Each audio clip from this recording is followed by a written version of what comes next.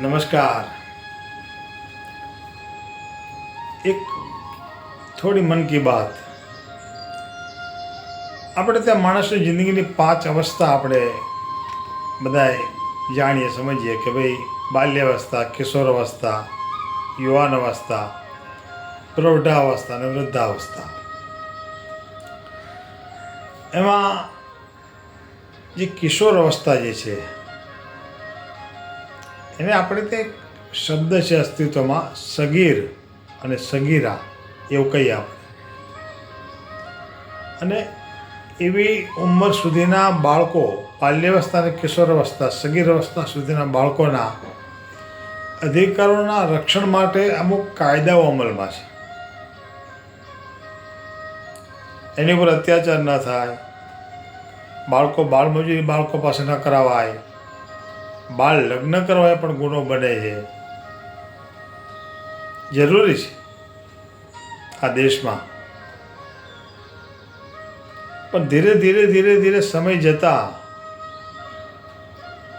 એવી પરિસ્થિતિનું નિર્માણ થઈ રહ્યું છે, ખાસ કરીને ટેકનોલોજીના વિકાસ થયા પછી, મોબાઈલ ફોન આવ્યા પછી, ઇન્ટરનેટ આવ્યા પછી, કે બાલ્યાવસ્થામાંથી હવે 13-14 વર્ષની ઉંમરથી સીધા જ લોકો યુવાનીમાં પ્રવેશ કરવા માંડ્યા છે. બાળકો કિશોરાવસ્થા, સગીરાવસ્થા લગભગ વચ્ચેથી નીકળી ગઈ છે. આપણે ત્યાં સગીરોના અધિકારો માટે, સગીરોના રક્ષણ માટે કાયદા કાનૂન છે, હોવા જોઈએ. પણ એનો અર્થ એવો કે સગીરો ગમે તેવા ગુના કરે તેને માફ કરી દેવાના. સગીર અવસ્થામાં અમુક ક્રાઇમ આ દેશમાં એવા થાય છે કે યુવાનો ન કરી શકે. સગીર અવસ્થામાં જે વ્યક્તિઓ હોય, આજે 17 વર્ષ ને 11 માસનો કોઈ બાળક હોય, એને બાળક તો કેમ કહેવાય? સગીર હોય, જેને 18 વર્ષ પુખ્ત ઉંમરમાં આપણે ગણીએ તો 18 વર્ષમાં કદાચ 2-5 મહિના ઘટતા હોય તો શું એ ગુનો ન કરી શકે? બળાત્કાર ન કરી શકે? હત્યા ન કરી શકે? રેપ ન કરી શકે? બિલકુલ કરી શકે. પણ આ કાયદાની છટકબારીનો લાભ લઈ અને મોટા ગેંગસ્ટરો એ ધાક ધમકીથી, મજબૂરીથી કે લાલચ આપીને સગીરોનો જબરજસ્ત ઉપયોગ કરી અને ડ્રગ્સની હેરાફેરીમાં પેડલર તરીકેનો ઉપયોગ કરે છે.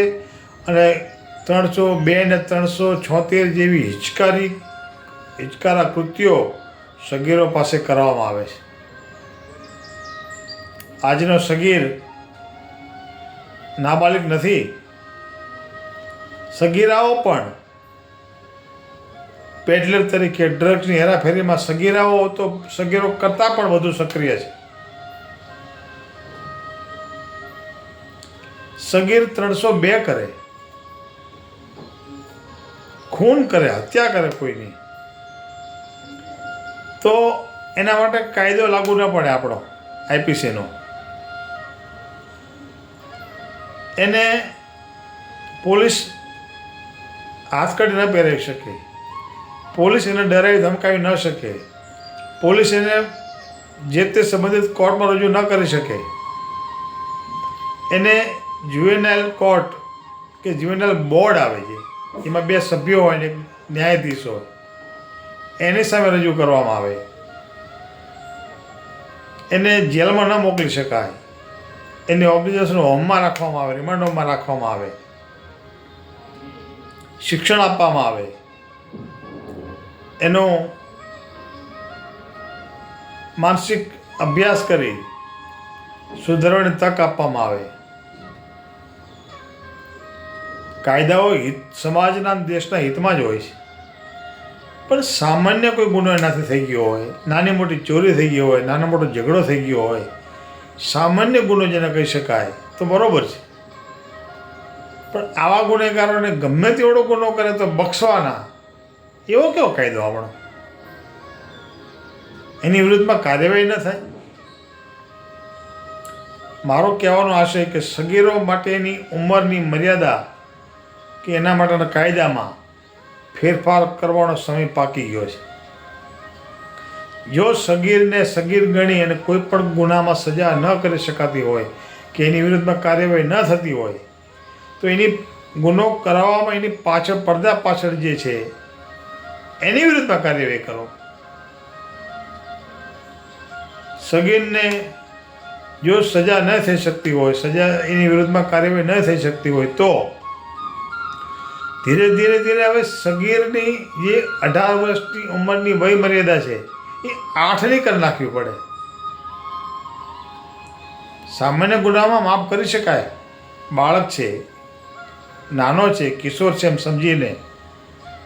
પણ જે લોકો મજબૂત બની ગયા હોય, ક્રિમિનલ થઈ ગયા હોય, દેશ વિરોધી કામ કરતા હોય, ડ્રગ્સમાં હેરાફેરીનું કામ કરતા હોય, ડ્રગ્સના કારોબારમાં સંડોવાયેલા હોય, 302 કરતા હોય, 376 કરતા હોય, તો આવા વ્યક્તિઓને નાબાલિગ તરીકે આપણે ગણી ને એની વિરુદ્ધમાં કોઈ કાર્યવાહી ન થાય, એનો ગેંગસ્ટરો અને મોટા ગુનેગારો લાભ ઉઠાવે છે.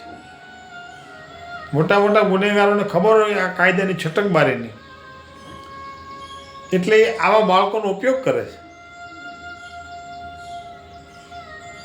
સવાલ મારો એ છે, મારી પીડા એ છે કે આવું કેવું કે કોઈ પણ સગીર, બસ સગીર શબ્દ અસ્તિત્વમાં ક્યાંથી આવ્યો હોય? નિર્ભયા કેસમાં દિલ્હીના એક આરોપી સગીર હોવાના કારણે છૂટી જાય.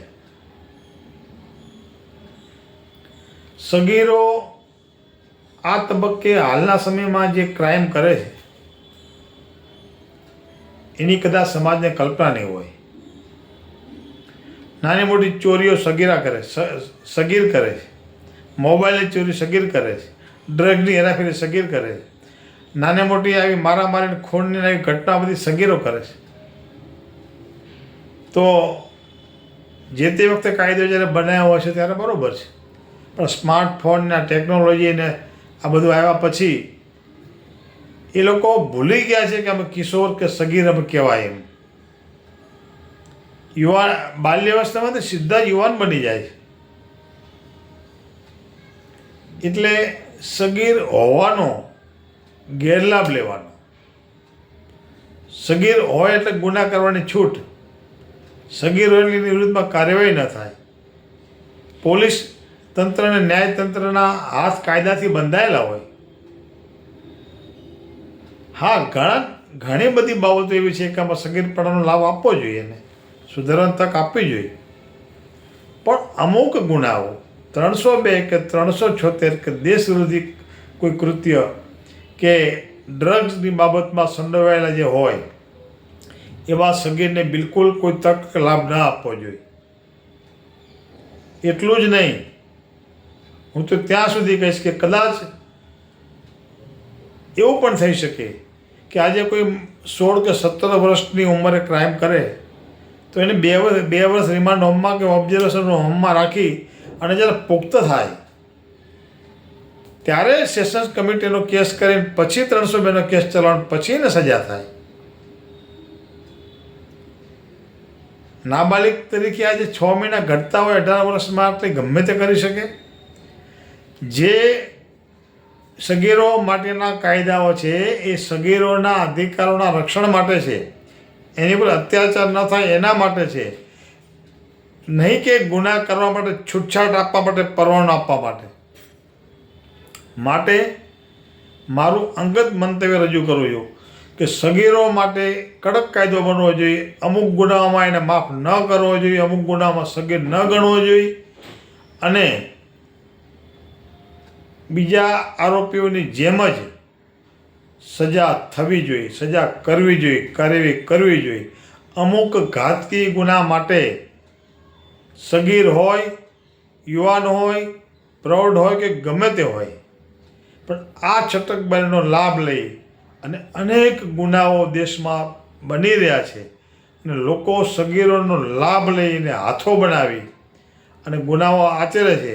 એમાં અંકુશ લાવવો હોય તો સગીર 18ના બદલે 8 વર્ષ કરી નાખવો જોઈએ, અને અથવા તો જ્યારે 18 ન થાય ત્યારે સજા કરવી જોઈએ, અથવા તો એની સાથે સંડોવાયેલા જે લોકો હોય એને સજા કરવી જોઈએ. પણ સગીર કરી અને એને માફ ન કરવા જોઈએ. સગીરોના જ મર્ડર કરે છે, સગીરા પર બળાત્કાર કરે છે અને ગેંગરેપ કરે છે અને વ્યસન અને ડ્રગ ને દારૂમાં એકદમ ઓતપ્રોત થઈ અને બીજા ઘણા હિચકારા કૃત્યો કરે છે. અને સગીર શબ્દ હવે જે વર્ષો પહેલાં અસ્તિત્વમાં જ્યારે પણ આ કાયદો આવ્યો છે ત્યારે ઠીક હશે, પણ આ યુગમાં આમાં ધરખમ ફેરફાર કરવાનો સમય પાકી ગયો છે. જય હિન્દ.